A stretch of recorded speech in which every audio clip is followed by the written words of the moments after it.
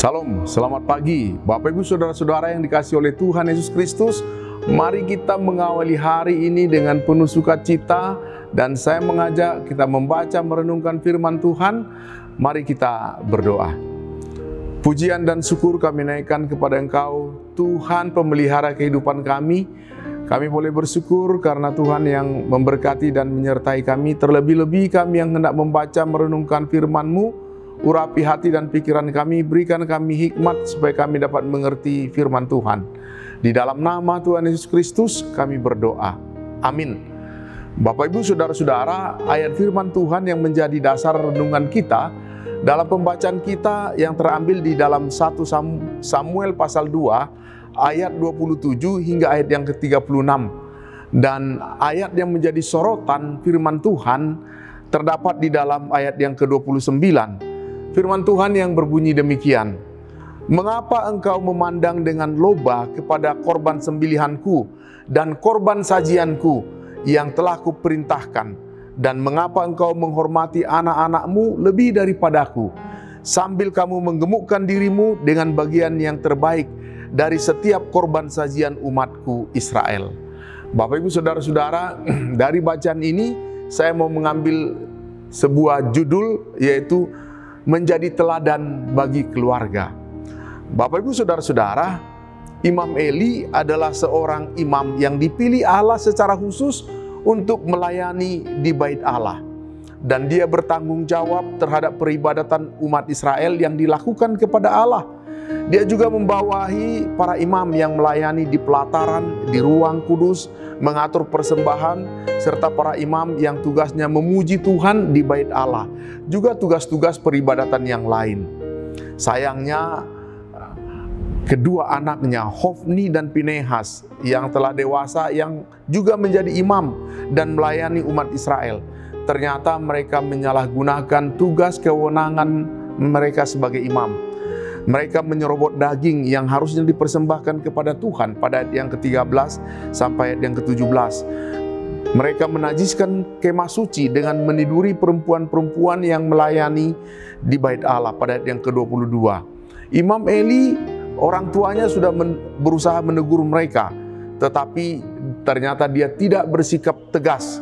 Karena pada ayat yang ke-29, di situ dikatakan justru Imam Eli ikut menikmati daging yang mereka ambil, yang seharusnya dipersembahkan untuk Tuhan. Pada ayat yang ke-29 mengatakan, mengapa engkau memandang dengan loba kepada korban sembelihanku dan korban sajianku yang telah kuperintahkan? Dan mengapa engkau menghormati anak-anakmu lebih daripadaku, sambil kamu menggemukkan diri dengan bagian yang terbaik dari setiap korban sajian umatku Israel?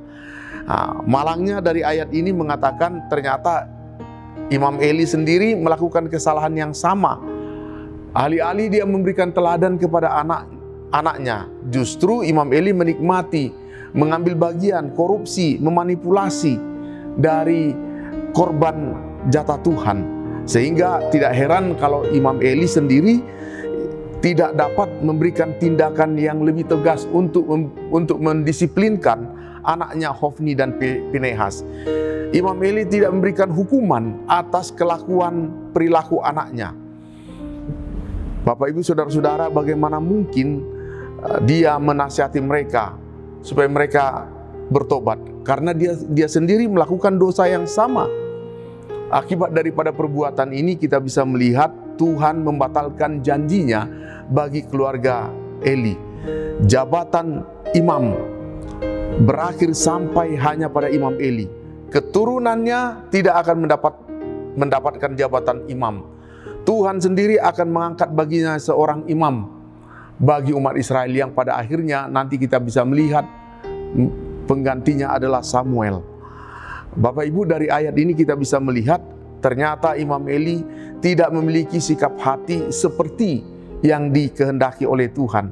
Imam Eli lebih menghormati anak-anaknya lebih daripada Tuhan. Dia melakukan pembiaran terhadap perilaku anak-anaknya yang bertentangan dengan kehendak Tuhan. Bapak Ibu, belajar dari peristiwa Imam Eli. Penting bagi kita, jika kita tidak mendisiplinkan anak-anak sejak usia dini, justru nanti kita akan melihat berdampak buruk pada diri si anak di kemudian hari. Oleh sebab itu kita harus memperhatikan dan mendidik anak kita supaya mereka melakukannya sesuai dengan firman Allah. Dalam peristiwa Imam Eli kita bisa melihat pada akhirnya bait Allah dihancurkan dan bangsa Israel mengalami kekalahan. Yang kedua yang menjadi renungan kepada kita adalah kita harus mengasihi dan kita harus menghormati Tuhan lebih daripada hal yang lain. Jangan berkompromi terhadap perbuatan dosa. Jangan kita mengharapkan anak-anak kita memiliki ketaatan kepada Tuhan jika kita sebagai orang tua tidak menunjukkan keteladanan dalam ketaatan kita kepada Tuhan. Oleh sebab itu, maka marilah kita peka, mendengarkan suara Tuhan dan melakukan firman-Nya. Melalui peristiwa ini, kiranya membawa pertobatan kepada kita supaya tidak berlaku sama seperti Imam Eli. Kita mendahulukan Tuhan dalam kehidupan ini. Demikian firman Tuhan, mari kita berdoa. Firman-Mu yang kembali mengingatkan kepada kami, sebagai orang tua kami mempunyai peran untuk mendidik, mendisiplinkan anak-anak kami, supaya perilaku mereka baik ke depan. Dan juga supaya kami tidak berkompromi, melakukan kejahatan yang bertentangan dengan firman-Mu. Kiranya melalui renungan pagi hari ini, kami semakin diteguhkan dan dikuatkan melakukan firman dalam kehidupan kami. Di dalam nama Tuhan Yesus Kristus kami berdoa. Amin.